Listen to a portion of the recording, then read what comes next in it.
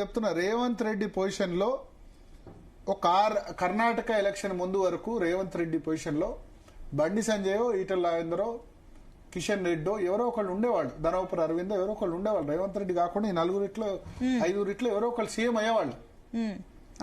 బండి సంజయ్ అధ్యక్షుడు ఉన్నప్పుడు మామూలు గెలుపులు గెలిచారా? దుబ్బాక గెలిచింది, హుజూరాబాద్ గెలిచింది, జిహెచ్ఎంసీలో 4 సీట్ల నుంచి 48 సీట్లకు వచ్చింది. ఈటల రాజేందర్ సామాన్యమైన నాయకుడా? చెప్పండి. హుజూరాబాద్ లో కేసీఆర్ ఎదిరించి 25,000 ఓట్ల మెజార్టీతో ఆ ఓటుకు 6,000 పంచినా గెలిచాడంటే మామూలు వ్యక్తి?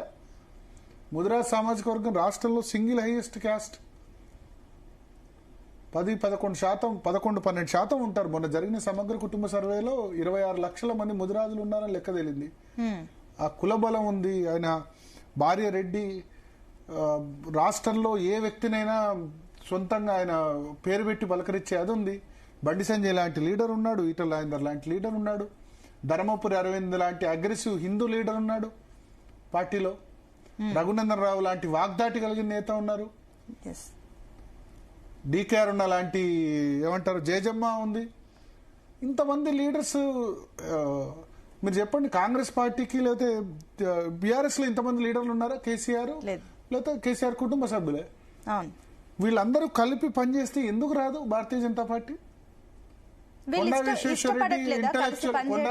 ఇప్పుడున్న ఎంపీలు అందరూ కొండా విశ్వేశ్వరరెడ్డి ఈజ్ ఇంటలెక్చువల్. ఆయన కోతులు పట్టేందుకు కోసం కొత్త పరికరం తయారు చేశాడు. చాలా అంటే రీసెర్చ్ వరి గురించి దాని గురించి చాలా రీసెర్చ్ చేస్తాడు. అప్ టు డేట్ ఉంటారు. పార్లమెంట్ అటెండెన్స్ లో 95%. కిషన్ రెడ్డి కమిటెడ్ కార్యకర్త. సరే, ఆయన మీద వేరే రకమైన విమర్శలు ఉన్నా పార్టీ పోయి నువ్వు 10వ అంతస్తు నుంచి దుంకుపోవంటే దుంకుతాడు. పార్టీ ఏం చేయమంటే అది చేస్తాడు. అవునా కదా?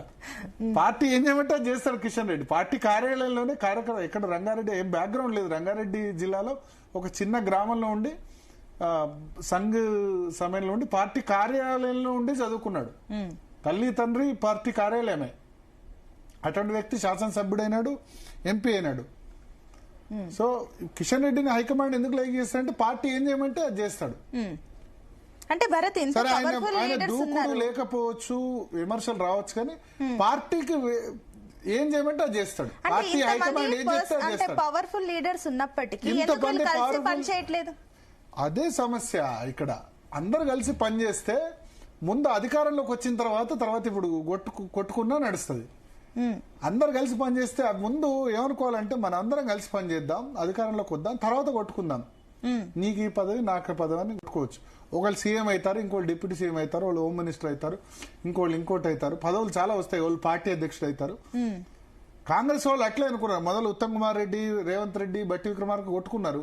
కానీ నువ్వో పాదయాత్ర, బట్టి విక్రమార్క నేనో పాదయాత్ర వేస్తాను, రేవంత్ రెడ్డి అన్నాడు, మధుయాష్కి ఇంకో పాదయాత్ర అన్నాడు. అందరు కలిశారు. ఇక మన 10 ఏళ్ల అధికారం ఈసారి రాకపోతే కష్టం అనుకున్నారు. అందరు కలిసి ఫైట్ చేశారు. రాజశేఖర్ రెడ్డి టైంలో కూడా అంతే. సో బీజేపీ కూడా కాంగ్రెస్ లీడర్స్ చూసి నేర్చుకోవాలి. ఇప్పుడు కాంగ్రెస్ లీడర్స్ చూసి భారతీయ జనతా పార్టీ నేతలు కూడా ఖచ్చితంగా నేర్చుకోవాల్సిన అవసరం ఉంది. అంటే ఇప్పుడు అందరూ ఇప్పుడు మిగిలిన ఎవరు ఇప్పుడు హైలైట్ గా అనిపిస్తున్నారు. హిందుత్వ పరంగా చూస్తే Bandi Sanjay Hindu tiger. Non Hindu vote bank తెలంగాణలో ప్రతి సామాజిక వర్గాన్ని, ప్రతి వ్యక్తిని పేరు పెట్టి ప్రతి పల్లెటూరులో సర్పంచ్, ఎంపీటీసీ కేసీఆర్ తర్వాత అంత అవగాహన ఉంది ఈటల రాజేందర్. వీళ్ళిద్దరు ఒకళ్ళనొకళ్ళు తిట్టుకుంటున్నారు. అది బహిరంగ వాళ్ళు ఒప్పుకోరు. ఒకళ్ళనొకళ్ళు తిట్టుకుంటారు. నేనేమంటా అంటే మీ ఇద్దరు కలిస్తే ఒక ప్రభంజనం. మీ విభేదాలు పక్కన పెట్టండి. ఉప్పు నిప్పు విభేదాలు సరే, గతంలో ఏం జరిగింది అన్నది పక్కన పెడితే ఇద్దరు ఒకటే పార్లమెంట్ సెగ్మెంటు. వాళ్ళిద్దరు కలిస్తే ఒక ఎంత పెద్ద ఓటు బ్యాంక్ ఈటల రాజేందర్, బండి సంజయ్ కలిస్తే అద్భుతాలు సృష్టించవచ్చు తెలంగాణలో. అది వాళ్ళిద్దరికి అర్థం కావట్లేదు. ఛాన్సెస్ ఉన్నాయంటే అది చేయాల్సింది హైకమాండ్. అమిత్ షా, నరేంద్ర మోడీ ఇద్దరిని కూర్చోబెట్టి మీ ఇద్దరిని అబ్జర్వ్ చేస్తామని చెప్తే అదే. ఎందుకంటే మీరు ఆలోచించండి, మున్నూరు కాపు